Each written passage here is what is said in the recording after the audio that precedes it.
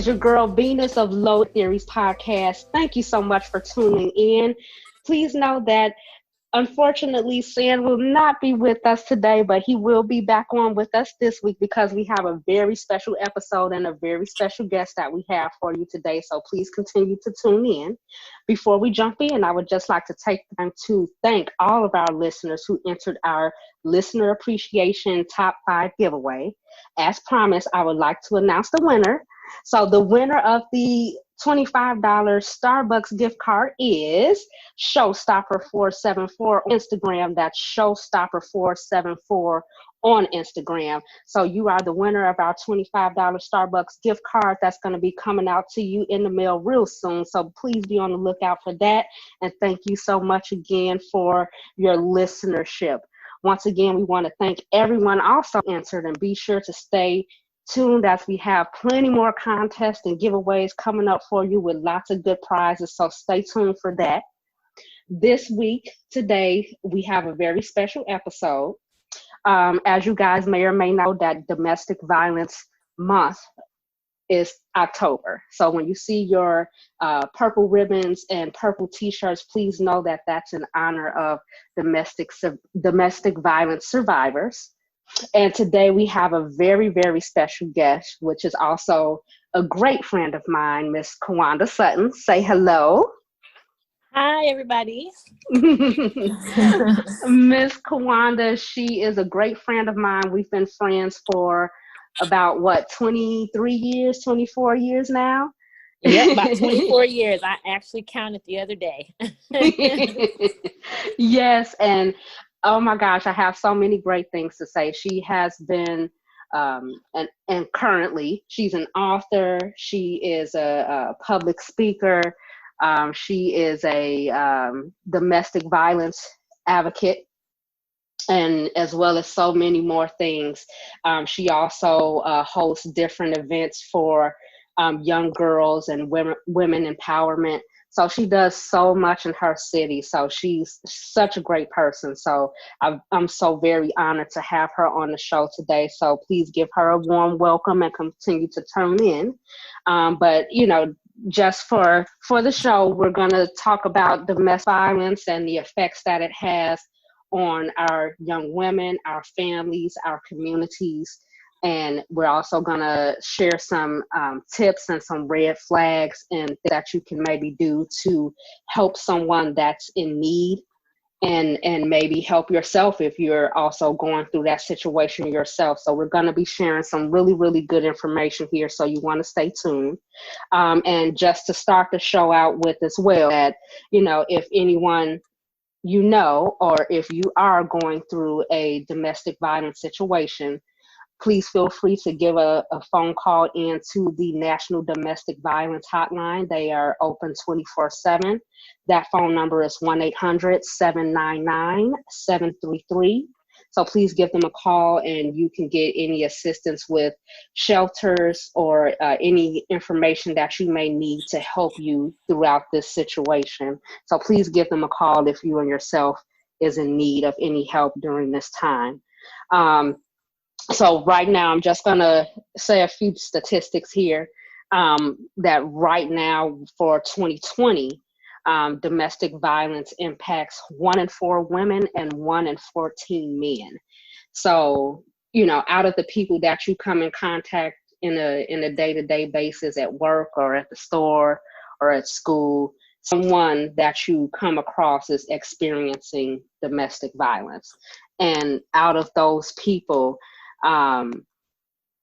a lot of phone calls aren't being made for help. So it's a lot of phone calls that's not happening with the police. It's not being reported. So the information that we're giving is just, what we know of that's being reported. And 19% of those domestic violence incidents are involving a weapon. So, we just want to stay mindful of this, because this is something real. Like, this is not something that, everyone tends to think that it's a real situation that can cause injury or cause death even. Because I can say that, way back when I had started seeing my mother experience domestic violence. Like, I never would have thought it was something that can cause death. So we definitely want to be, very careful with that. So Kawanda, you want to, give us a little bit of information as far as what was your intro into domestic violence? Like, how did you get into the movement? And what was your background like when you first started seeing domestic violence in front of you? First, thanks for having me. I appreciate all the work that you all are doing with your platform. So I'm really glad to have the opportunity. I'll say that I was introduced to domestic violence as early as maybe 8 years of age. I can remember back when, seeing my mom get abused regularly on a normal basis. So it just became a normal thing almost, to be honest, so I seen it very young, with my mother, with other women in my family, my aunts. And then once I got older and, started having my own, even teenage relationships as a teenager, I was going through domestic violence. I mean, severe abuse. So it started very early. And so, just being a mother of 4 daughters, fast forward, and all the experience I've had through mentorship, personal friends going through it, family members, I felt that, I mean, I can't see myself doing anything else. You know what I mean? So, yeah, I just believe that awareness is key. We can begin to learn how to recognize the signs, how to have a higher priority on our own self-worth, Absolutely. when we recognize the signs. I tie all of that I went through to my lack of connection to self. Had I known or believed that I was better, deserved better, I can walk away, I can get help, I don't have to be embarrassed, somebody will listen. I would have reached out much sooner. I've endured so much, Right. So as a child for you, because you said you first started experiencing it, in your home when you were 8. So what was life like for you then at that time when you first started witnessing it and experiencing it? Like, what were your feelings? What was your thoughts as it was going on and you seeing it? Well, the thing is, I did not grow up in the house with my mother. I did not grow up in the house with my father. I grew up with my great-grandmother, and I would, she raised me until I was 11. Then I moved with my mother. Okay. However, I would go to my mother's house on the weekends, and every weekend, just about, it was abusiveness happening, so it was very scary. All I could remember is just freezing up, sitting still, mom saying she's going to be okay. Don't worry. So I was very young, so I didn't react, but those memories are there, and that's just on the weekend. So you can only imagine what she was going through the week, right? Right. So yeah, it was pretty heavy. Okay, so your mom is a domestic survivor, domestic survivor as well. Yes. Okay, that's awesome. That's great to hear. So, moving forward as you got a little older and you started developing your own relationships, what was your first run-in with domestic violence? Like, how old were you? How did that relationship start out for you? If you don't mind giving us a few details. Oh yeah, totally fine with that. Open book. So I would say I was okay. So I met the guy at 13. I met him at the Young age love. of Yeah, young love. I was 13. He was like 16. All the girls liked him. He was so handsome, and he was driving, and just Okay. everything. So, the attention I was getting from him, drew me closer. Mm-hmm. We had moved away back to California, because I'm originally, from California. So moved back to California, and then I moved back to Chicago at about like maybe 14 going on 15. And Okay. I couldn't wait to see him. I looked for him everywhere. We had lost touch, and then we got back in touch with each other, Mm-hmm. and we were just in love. I'm thinking we're just in love, and spending a lot of time together. And then immediately I got pregnant. 15 years of age, I got pregnant. Mm-hmm. And that's when the abuse started. Pregnant, I was 15 and pregnant, and that's when the abuse started. It would start over the smallest things. If he thought I was looking at someone, or if I didn't go to school, call him when I got to school. He would be outside Mm-hmm. my school when I got out of school, or he would meet me at the bus stop on my way to school if I didn't say I'm leaving to school. Very, very controlling, very demanding. Okay. And I just went through it, and some of those events occurred where one time in particular, I had my daughter. There was one time in particular, I was about 8 months pregnant, and he got mad at me. And as he was driving off, I was trying to get out the car, and he pushed me. He pushed me as the He car pushed was you out moving. of a car? Yeah, he pushed me out of the car Oh my as gosh. I was trying to get out, and I fell. My hands caught my stomach from hitting the ground, but that type of thing. My Wow. sisters,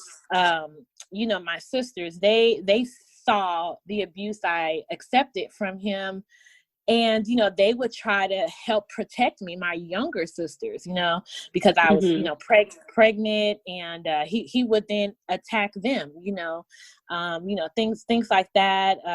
There was one time he thought I was on the phone with a guy. I was on the phone with a friend, a girlfriend, and he had balled his fist to hit me in the face, but he missed, and he hit my daughter, My gosh. and and at that point, I looked to see if she was okay, and I tried to fight back. The first time I tried to fight back, and then he ended up busting my face, like my lip was hanging off, and I had to go to the hospital. I had to drive his car because I didn't have another way to get there. And he caught a cab to the hospital, and he was sitting in the waiting room as I was talking to the police, and I knew that it was time for me to go. I couldn't file the report, so I left. And at that time I was only 16, so Wow.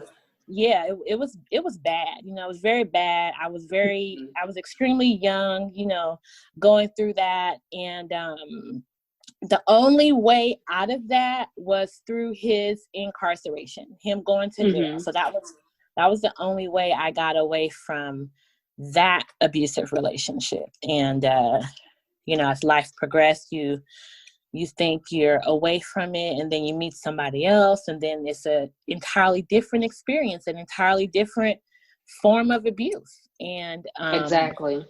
and that lasted for a very long time. That lasted Mm-hmm.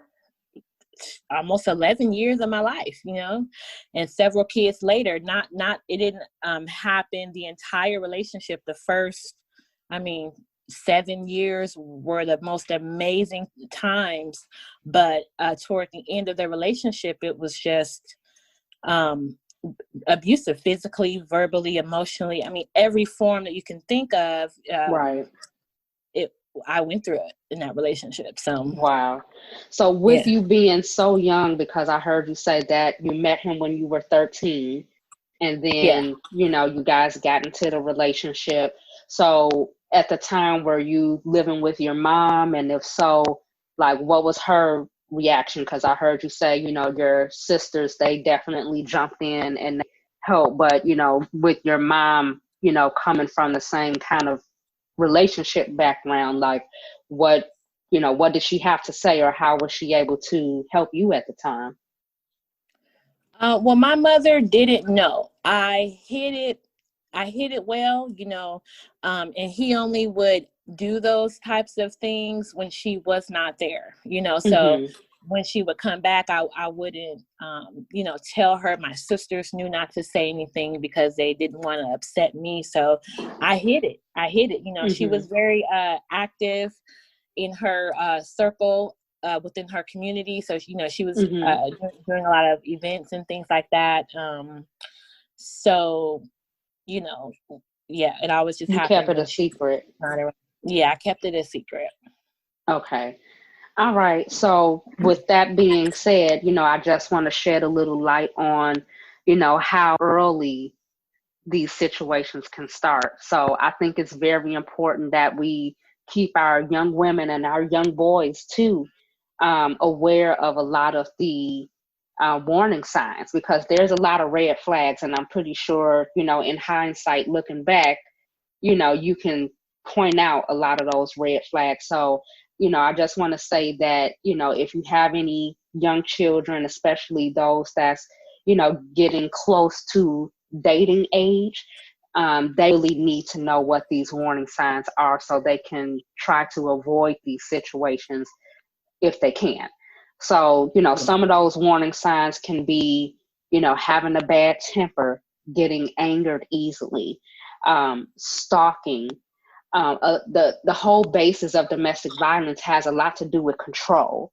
So Yeah. the abuser, they want to always be in control, be control of where you're going, who you're talking to, what you're wearing.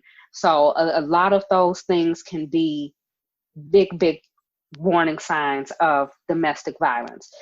Controlling the finances, controlling the kids. A lot of times they try to isolate you from your friends and family, because they want, they basically look at your friends and family as somebody that's a threat to them, because your friends and family, they're of course going to try and get you to get out of that situation, and try and get you to see the light and say, hey, this guy's abusive, this one, this is not the right person for you, you need to get out of this situation. So anyone that's going to try and help you, they're going to try and keep you away from. So that's a huge sign there. And Right. did I miss any? Is there any that you want to add in? No, I think you were spot on. I mean, those red flags are so important, and sometimes we feel it. We feel it, and we can sense something that's not right, but we tend to ignore it and Mm-hmm. overlook it or make excuses for it. So I say always trust yourself. If it doesn't feel Mm-hmm. right, it's not right. If someone's putting a tracker, I talk to teenage girls and guys even, where there's a tracker on their phone. They have to share their passwords, or they're going to get into an argument with their partner. The name calling, and understand that domestic violence is not only physical. You know what I mean? It's verbal, it's mental, emotional, financial abuse. Mm-hmm. Sexual. I mean, it's so many forms of abuse. And I think that we need to hold a responsibility to talk about it more, because a Right. lot of people overlook it or sweep it under the rug, or feel like, oh, it's not me, it's not my situation, couldn't be me. Well, she like Right. it, she's still there, she must like it. A lot of people turn the other cheek when a victim really needs support. In order for Mm-hmm. it's always going to be up to the person to make the move to try to leave the situation, but it's a lot easier when you feel supported and not judged. You know what I mean? Absolutely. So it's important Absolutely. to listen more and not judge, and educate yourself and talk to your children about it, because you don't know what they're really going through at school, on the way to school, on the way home. So you think they're at a friend's house and they're not. So it's Mm-hmm. a lot of that too, as well as this whole COVID, you know, it is a global pandemic, but I really want people to understand that domestic violence was a global pandemic long before COVID-19, because you have to see, as we're instructed, isolation, right? You got to social distance yourself. You need to stay at home. Those are the same things that victims go through who are living in an abusive relationship. So they're forced to stay home. They're forced to isolate. They're forced to distance themselves from people.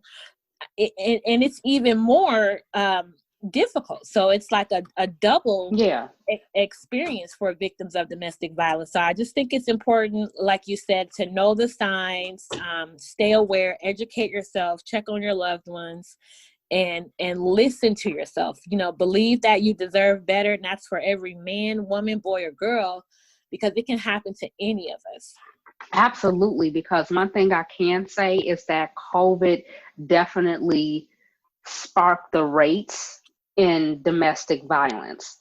So, you know, now that, you know, let's just say, you know, there's a woman going through domestic violence, maybe her breakaway was getting to go to work. So, you know, now that same woman may not have that opportunity to escape her situation and go to work, or just go do normal things that she maybe had the opportunity to do before, and now she can't due to COVID. So now you're, you know, stuck in the house 24/7 with your abuser, and the abuse is just getting worse at that point. So there's definitely been a huge spike in domestic violence across the board since, you know, since this all started back in February, March of this year. So that's a long amount of time to be forced to stay at home with your abuser. Oh yeah, it's traumatizing. It's so traumatizing, and I even have people that are reliving traumatic events, you know, with even the mask wearing, you know. So it's just all about how you look at it, your perception of it. But I feel like domestic violence is everybody's business. It is all of our business, because it happens to, if it's not you directly, I guarantee you it's someone you know. And they may not directly share that with you, but it is someone you know in your circle who has either overcame the situation or is still silently going through it. So we just have to, you know, talk more and have the conversation more. Yeah, because there's a lot of women that's suffering in silence. And I could say that, you know, over the years, I've heard so many stories from so many different women from so many walks of life. And what I can say is that, you know, I hear most women say that have been in that situation that, you know, I didn't leave because I was scared, or I didn't leave because I wasn't sure how me or my kids would survive financially, or we didn't have anywhere else to go, or my family wasn't supportive. They weren't trying to help me, or, you know, all they were doing was criticizing me. So, you know, at the end of the day, like, there's a lot of reasons why women don't leave, and it's not because they like it. Like, no woman likes to be abused. So, you know, it really just burns me up when I hear people say, oh, she must like it, she's still there. No woman likes to be abused. Okay, so I really feel like that's a super ignorant statement. At the end of the day, you know, it boils down to some women, you know, just don't have the means. They just can't really see the light at the end of the tunnel. They don't have the support. And if they have a friend like that's saying, oh, she must like it because she haven't listened, you're not being a good friend. Like, you're not helping that woman come up with a resolution or a solution to the problem. And I think that, you know, us as, you know, Black women, we have to be able to uplift, you know, our sisters, our queens. You know what I'm saying? When you see a queen down or a queen in distress, help her. Whatever way you can help her, exactly. Adjust her crown. Like I said, we have the National Domestic Violence Hotline. There are shelters, you know, domestic violence shelters in most cities where, you know, they will offer a place to stay. you'll have a safe roof over your head. They will offer job assistance to help you get back on your feet financially, daycare assistance so you can have, somewhere or someone watch your children while you go to work or go to school. So there is definitely resources available. And then also there's other options as far as, making sure you file a restraining order. So that's definitely one step that you can take as well. So once you do leave, you can file a restraining order to make sure that, he's contacting you, he's not harassing you, he's not following you. And if he is, you can just make one phone call and they'll pick him up. Yeah, They'll it's pick good. them up. Yeah, resources are good.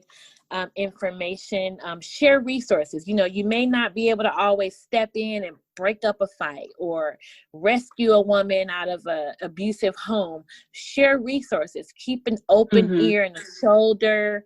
Help a woman come up, or victim, period, man, woman, help a person come up with an exit plan, so they can leave safe. Remember to keep important documents, give your children code words, and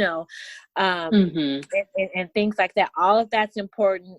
Rest on your lifelines, rest on these allies and advocates out here, because there are people who dedicate their time for free just for domestic violence, who sit and take hotline calls, who will go with you to court, who will go with you to file that restraining order, who will come and pick you up if you're ready to go, who will be a safe house for you until you can get into a shelter. I mean, all of those things, so it's a very hard fight, but it's definitely worth staying in the battle with, trying to continue to raise awareness and shed light on the importance of the education in it and self. Exactly. So those are just a few things. And I know I often at time get women that ask like, okay, how can I help, or how can I, support the cause? I always tell people the best thing to do is reach out to your local domestic violence shelter. A lot of times they're desperately in need of, women's clothing, kids' clothing, Pampers, hygiene items, because a lot of times, women are leaving situations with nothing, with just the clothes on their back. And, and that's real. So a lot of times clothing is needed, hygiene products, kids products, Pampers, back to work clothes. That's always something that's in need at the shelters. They monetary donations as well. So reach out to your local shelter, and they may also need, help with volunteering as well. So a lot of times, a lot of these women just need a listening ear too, and just need somebody to talk to, because a lot of times they've been, removed from their family, or they haven't spoken to their friends, so they have lost relationships and they just need somebody to talk to. So be that listening ear, and never be one to judge or criticize a woman that's going through such a traumatic experience. So it even, it even pisses me off when I see people that record violent situations as they're happening instead of helping. That like really burns me up, because I hate it when I see them on social media, on Facebook. Like, I hate it. Like, instead of you helping, you're sitting there with your phone recording it. Like, why? Why? So that's for another topic. But it most definitely, I agree. So just to kind of dive into, my attachment to domestic violence as well. My mother experienced domestic violence, and she started out experiencing it from my father. So her and my father had been together for like over 30 years. So the abuse had started before I had even came into the picture. So even when, my older sister, even when she was a kid, like, she has her own stories of how, she would have to have change available to run to the nearest payphone when we had payphones and call 911 or, so she had been experiencing abuse for a very long time. She was also alienated from her family and her friends. So there was, a few times where like my uncle, he would come over, fight a few times for her. But, ultimately she never really left him. Like she only left him like one time in over 30 years and they ended up getting back together. So, and Wow. it was the same thing. Like when she met my dad, even though I wasn't, alive then, but in hearing the stories, like my dad was like a sweet talker. He was a very sweet talker, a ladies' man, good, a good looking man, tall, dark, handsome. He had money, so the relationship started out great. Like, he was spoiling her, doing everything for her. Like, once they really got deep off into the relationship and they moved in together, like my mom didn't have to work. So she was a stay-at-home mom. She was well kept, could buy anything wanted to buy. Okay. Okay. So Yeah. it started out good. Like she was being spoiled, well taken care of, but that quickly turned into something else. So just as Right. quick as he was this good guy that he appeared to be, later on he started showing his true colors. So it Right. started out with, him getting angry of things and him having a quick temper. And, then all the controlling started. Like, he didn't want her to have family members over and visiting. And, it got real deep. Like she wasn't able to visit her friends. Like she had a good friend that she used to hang out with all the time and grew up with since they were little girls. And, their relationship went from seeing each other all the time to not at all because she was Okay. going through this situation. So, during the abuse, like, my mom got really depressed too. Yeah. So, I knew that, she was tired of it, but, I just think that she fell into this place of comfort. She fell into a comfort zone. So even though she was going through the abuse, and is the abuse good? No, it's not good. But, with her not working and not having any means of income for herself, she fell into this comfort zone, so to speak. And it's a nasty cycle that is hard to get out of. So it's like even though you're going through something that's hurting you physically, emotionally, and mentally, there's still certain areas of comfort in that. So whether it be, you being financially taken care of, or, after the abuse, he turns back extra sweet and you keep falling for that because it's now, oh, it's the all I'm sorry's and all the flowers and the this, and I'm going to change and I'm going to do this, all the broken promises. So that can turn into like a never ending cycle.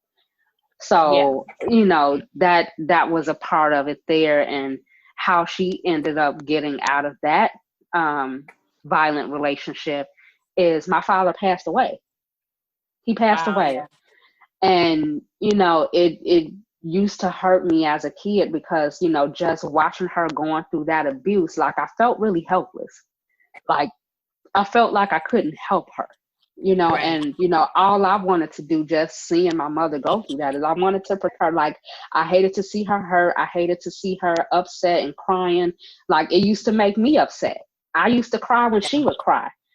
And I Yeah. really didn't want to see her going through that. But, as a child, sitting back and watching your mother go through that, like the biggest thing that, I couldn't really get over or had question about was, if you won't leave for you, why won't you leave for me? Okay. Yeah. Because I see you going through this. I see you're not happy and I'm not happy. I don't want to be here. So I would assume you don't want to be here. So why won't you leave? So as a kid, like that was the biggest thing for me, because one thing that you can never take for granted, kids aren't stupid by any means. This is your child. They know when you're happy. They know when you're not happy. They know when you're upset. They know when you're angry. Like, they know your feelings and emotions. So don't take your children for granted and think that you can just sweep it under the rug, or maybe they didn't hear it, or maybe they didn't notice it. They know. They know a lot more than what we give them credit for. Yeah. Yeah. Oh, So yeah, they do. absolutely. So they know a lot more than what we give them credit for. Children aren't stupid. So that was my main Yeah. thing. I didn't understand why would she stay, and she knew that I wasn't happy. So, it used to bother me as well that, even after he passed away, like, she still talked about him in a good light. Like, she would say things like, "Oh, he's such a good man." It's like, huh? Wait, are we talking about the same person here? I was really confused. Like, and by then I was older. Like, she tried to leave. Like I said, she tried to leave once, and she actually left. And, we actually went to go stay with my sister, because my sister, she was grown and she moved out. So we, went and with her at the time. And it wasn't too much time after that she got right back with him. And it seems like at that point it got worse. So it was okay for a while, but once she let him come, and he got back together, like, it got worse. So it went from him working full time. He was a truck driver and making good money, and unfortunately he got addicted to drugs. So once the addiction came into place, then he ended up getting into an accident, wrecking a truck, and he lost his CDL license. Oh, wow. So, yeah. So once that happened, there's no more money coming in. So now she went from, being staying at home mom and didn't have to worry about finances, to now she had to be the sole provider of the family. And now, on top of that, the abuse is getting worse. And he has a drug addiction. So, Wow. at that point now, it's like, he's hooked on drugs, and he's gone for days at a time, and, things coming up missing from the house that he was taking and selling to feed addiction. So it got really bad at that point. And now, since I'm older, then once I got old enough to leave the house, I left, because I never felt comfortable being at home. So I remember as a kid, like, I used to go to a friend's house, like, whatever friend would let me spend the night, I was at their house. So my only option to remove myself was the situation was to keep good friends where I can stay at their house all the time. And, Yeah. I would go to my sister's house and stay there on weekends to get away. I would keep myself busy. I would, I hung out at the skating rink. I did whatever I could to stay out of that house, because I just didn't want to be around it anymore. So once I Right. was able to move out, and, my dad passed away, like, I kind of felt like a sigh of relief, not just for me, but for her. Because I'm like, oh my gosh, okay, great. You know what I'm saying? And I know that's really horrible to say, but, when you're looking at your father abuse your mother for so many years, like, I never had a good relationship with him. Like, my relationship with him, I hated him. I'm being real honest. I hated his fucking guts, because you're abusing my mom. You're making my mom sad. Like, you're physically hurting her. Like, she's been to my school with black eyes. So Mm. I really hated my father. So when he died, like, I felt like that was a sigh of relief for her. Now she can move on. She can live her life. She can, find someone better if that's what she chooses to do. So I felt really happy for her. So when, I heard her talk about him in a positive light, I didn't agree with that. And that's where we bumped heads at, because I felt like she was kind of living in a fairy tale land. Like, okay, Wow. what are you seeing Yeah. that I didn't see? Right. So, you know, but afterwards, when you're leaving a relationship, especially if it's an abusive relationship, you have to take the time to heal from that. And healing takes time. It's not something that's going to happen in a day. So even if you leave a non-violent relationship, you're just, breaking up with somebody because it's not working out. You have to take the time to heal from that. And I say that to say that if you don't take that time to heal, you will find yourself right back in the same situation with a different man. Yes, I So a agree. lot of times that healing needs to come in form of therapy, counseling, and I know a lot of people, when you say therapy, counseling, a lot of people hate to do it, but when you've experienced such a traumatic experience for years, I think it's very necessary. It's very Yeah, necessary. And I agree.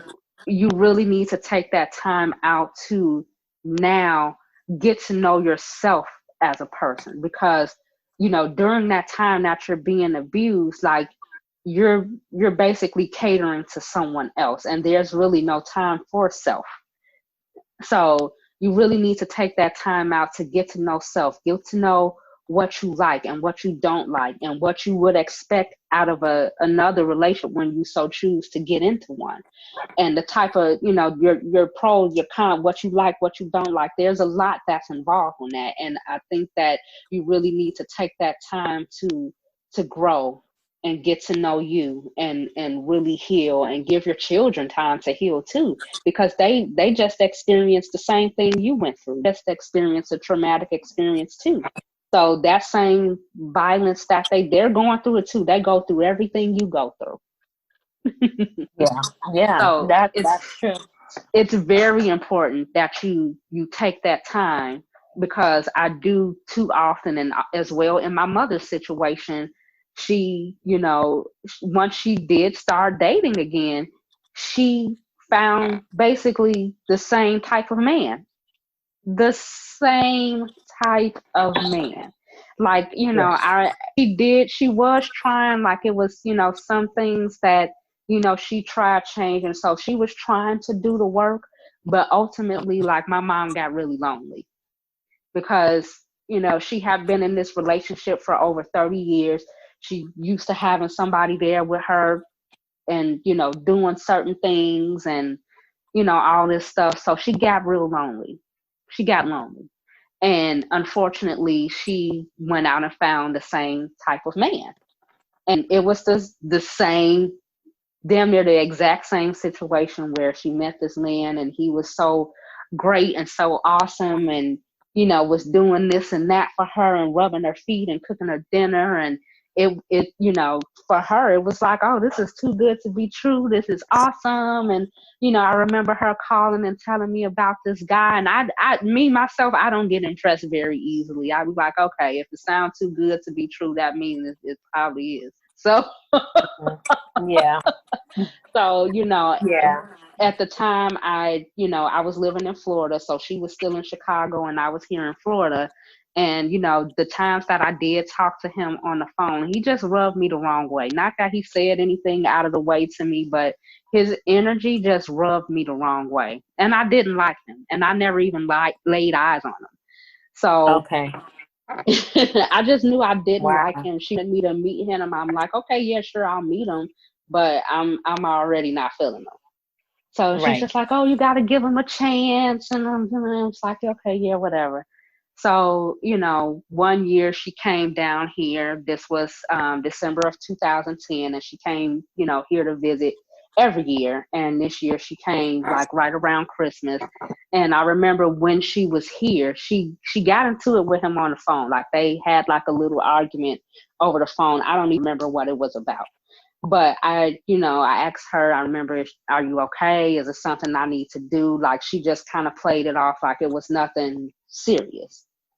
I'm like, Okay. okay, and, she came here and she stayed for 2 weeks, and she left to go back home like on the 23rd, because she was planning a Christmas party, and she was when her sisters and a couple friends come over, and everybody was bringing a dish for this Christmas party at her house. So Hmm. she, went back home. She called me. She checked with me once she made it back home. She said she made it, and okay, so it was, everything was normal at that point. But came Christmas Day, I didn't hear from her. So that's the first red flag, like, okay, what's going on? My mom usually always calls the kids first thing Christmas morning. So, I tried calling her a couple times. I left a message. I just took it as maybe she was, busy getting ready for the party. Let me give her a little bit of time. Tried calling her that night, nothing. I'm like, okay, well, I'll just try again in the morning. So I tried again the next day, and I'm still not getting the answer. I'm like, okay, something's definitely not right. So at that time, after I've called so many times and left so many messages and I'm not getting an answer, I called the family members that was going over there. I'm like, hey, have you heard from my mom? How was she at the party? And they're like, oh, we didn't go. I'm like, wait, what? They said, oh, we went over there and we had our, plates and our dishes with us, but she didn't answer the door. I'm like, well, how you didn't say anything? Like, you know what I'm saying? Like, that's not like her. So now I'm extra worried. So I'm like, okay, well, let me try sending, a friend over. So I called, a really good friend to go over there. She went over there. Mom's car was side, but no answer at the door. And I'm like, okay, something's definitely not right. So, by now it's been a couple days and, no word, no response, no nothing. So eventually we, got the police to go over there to do a well check, and they found her dead in her apartment building.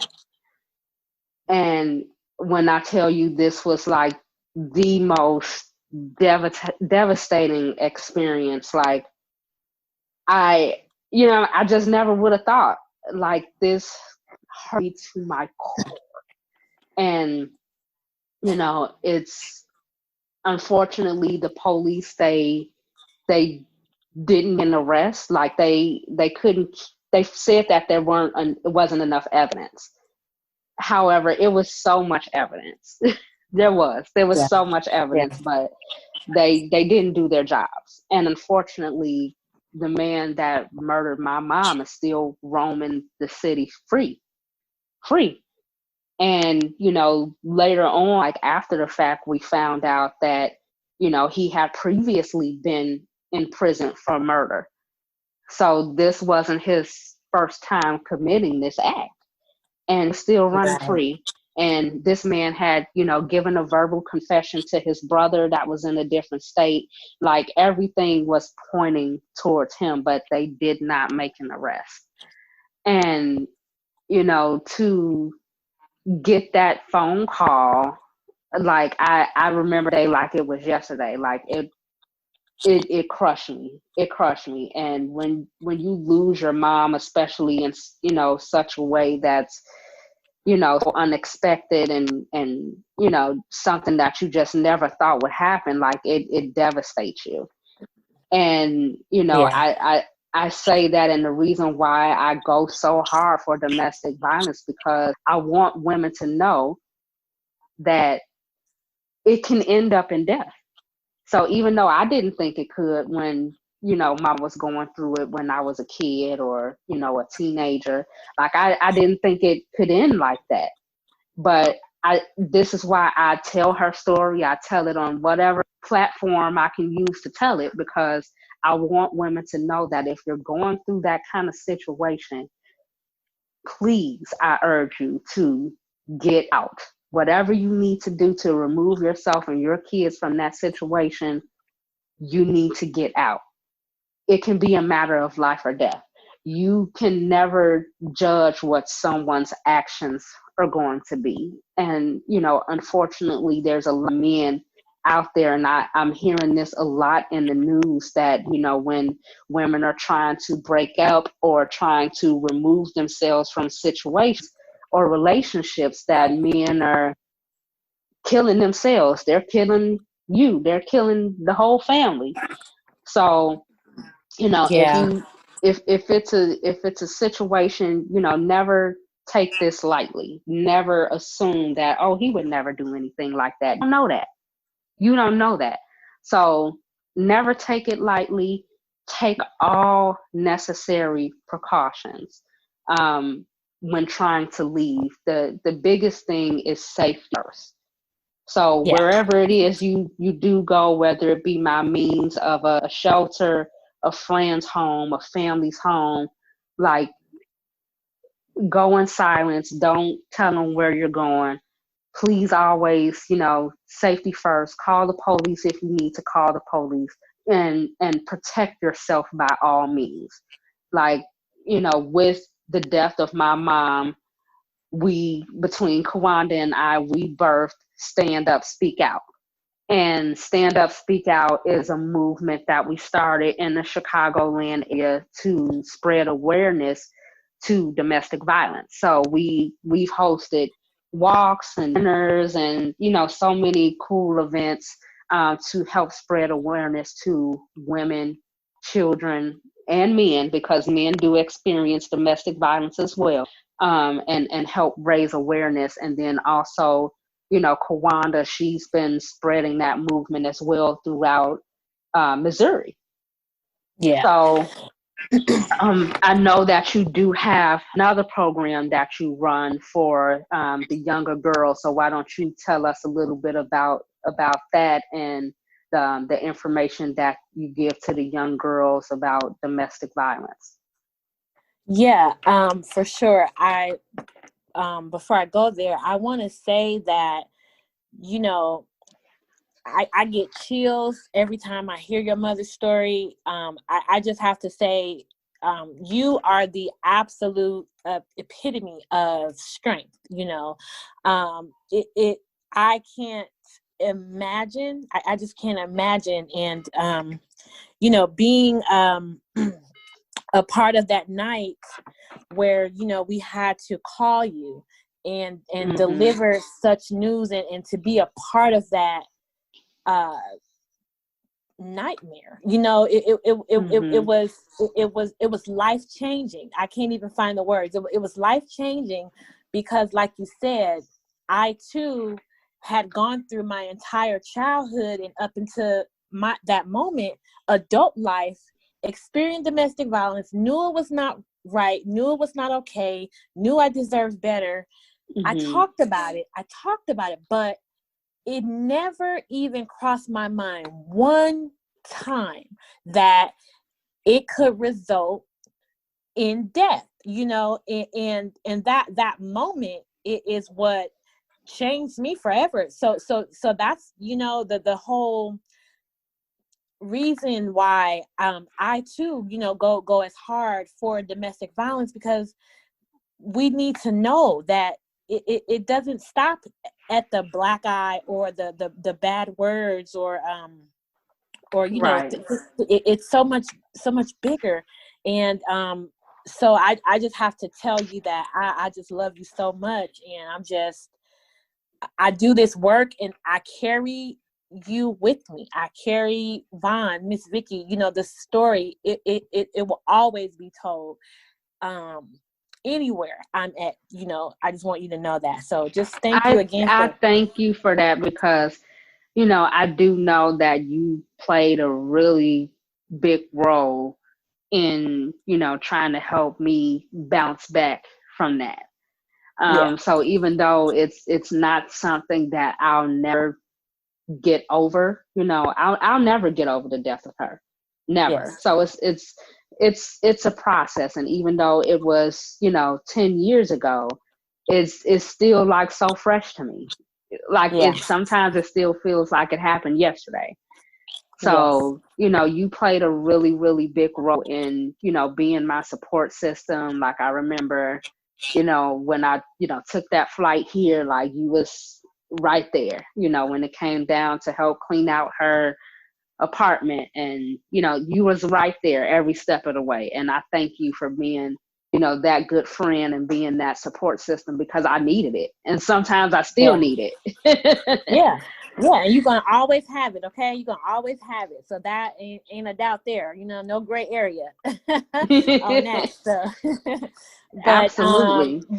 So, just ever since then, just been on a quest to, continue to raise awareness. Like you said, we birthed Stand Up, Speak Out. We've helped some amazing people. We've had police officers join us in our fight, community activists join us, walk with us, radio personalities. I mean, just everybody. And we've helped collect those in-kind donations for shelters year after year, shoes, you know, helping women with the escape plan. You know, we did that, you know, and so, yeah, when I relocated to Missouri, that work continues and it's still happening in this moment, you know, and what we're going on year 10, you know, stand up, speak out, you know, that's just what it is. And that's just what it's always going to be.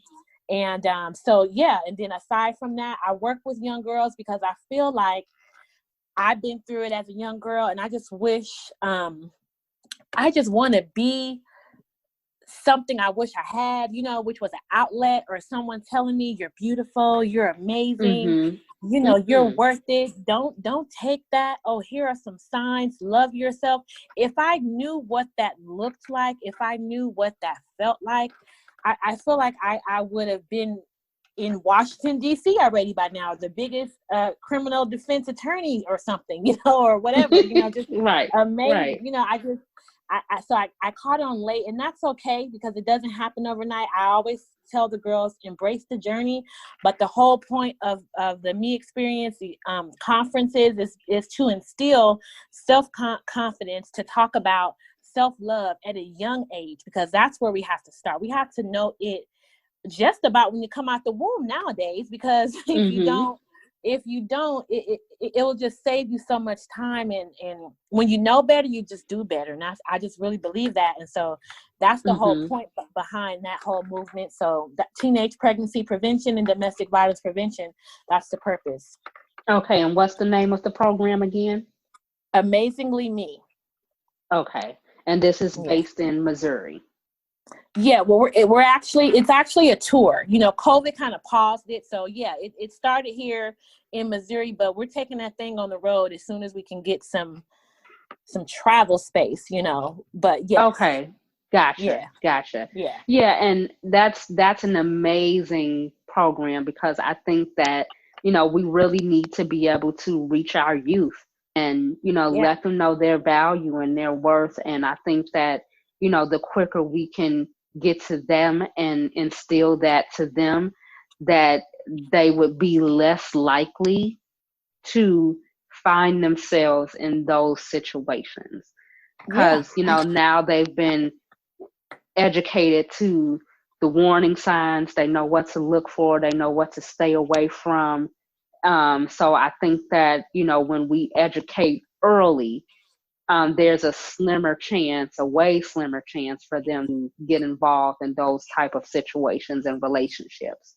So, you know, I can't say like I have a daughter, she's 13, and, you know, I definitely take her with me to the DV events. You know, I definitely educate her as well as far as what to look for, because I mean, pretty soon in a couple years, she'll be dating too.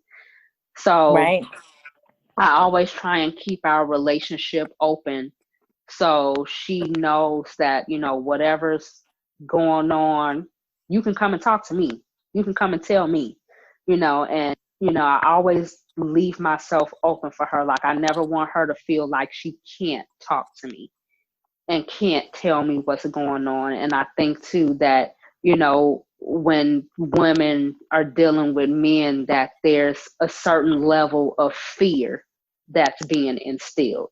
Like, oh, well, if you do this, you know, I'll do this to you. I'm gonna beat you. You call your mama, I'm gonna kill your mama.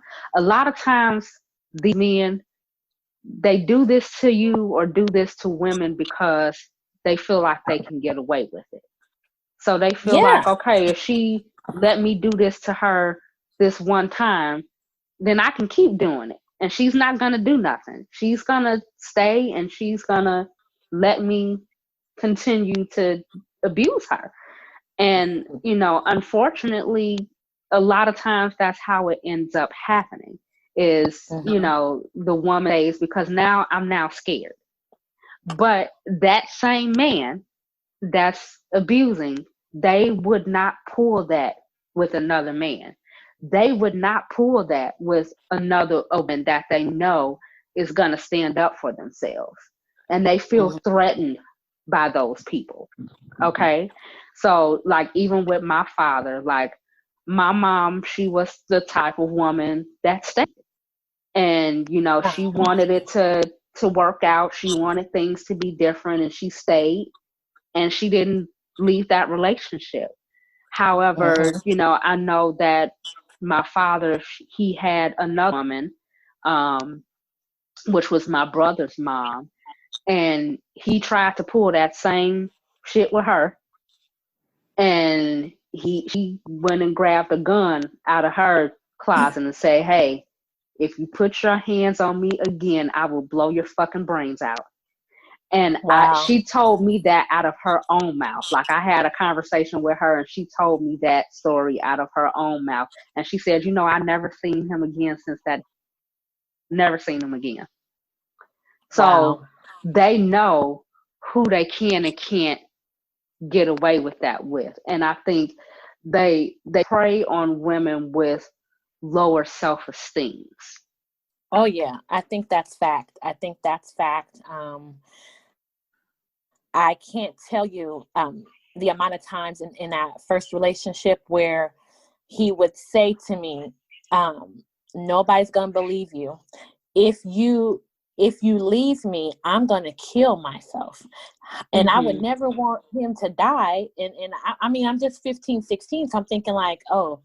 And when he actually took a glass, hit it upside his head, it broke, and blood was everywhere, gushing all out of his head.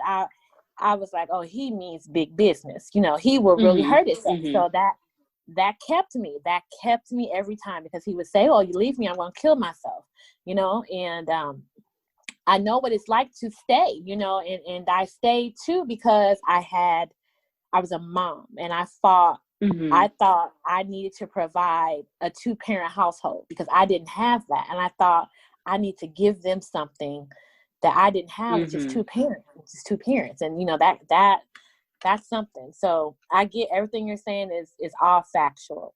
I agree. Absolutely. So, they prey on women that they feel like they can get away with it with, and you turn into prey.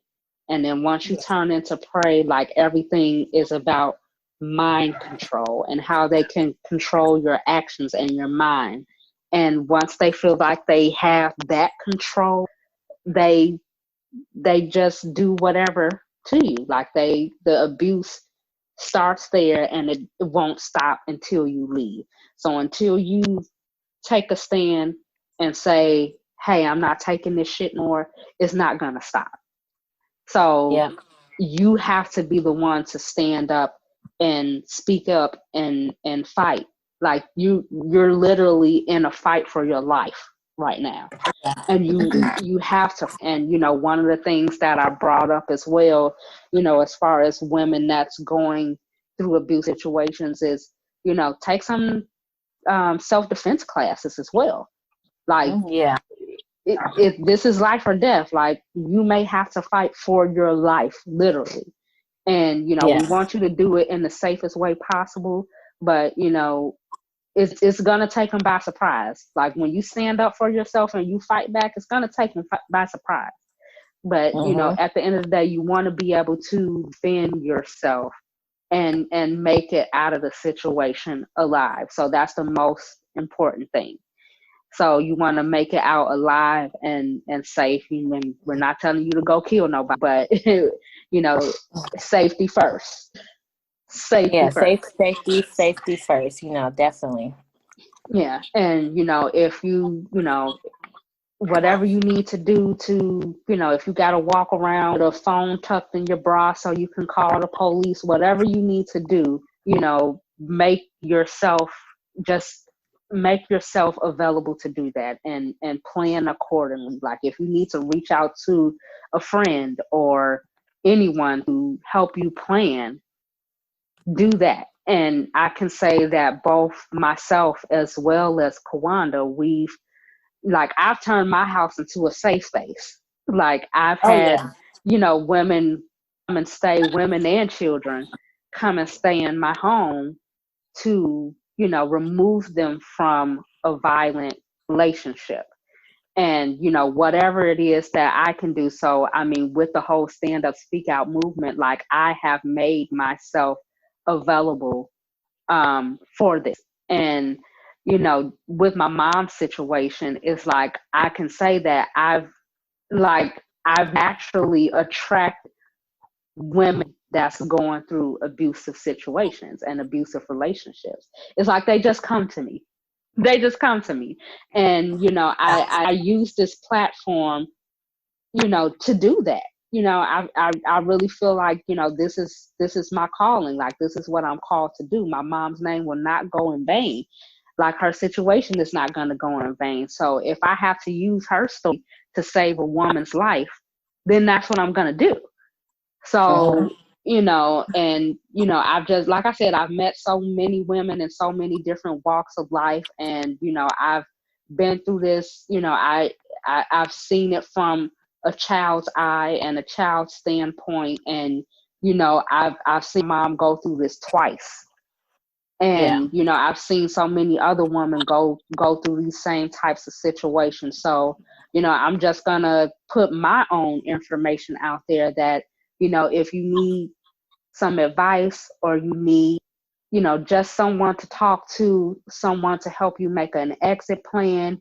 If you're close by me in, West Palm Beach, Florida, you can reach out to me. If you have a friend you just need some help, give advice to, you can reach me on Instagram, Miss Goddess V. And that's Instagram, Miss Goddess V. You can also look up Stand Up, Speak Out on Facebook. And you can send private messages to me there. You will get a response. I will respond to you. So just, whatever information that you need, I will, do my best to try and help and assist and point you in the right direction and make sure you get to a safe space. So you can also reach out to Kawanda as well. You want to give them your contact information? I'll spell my first name. It's KaiJuanda.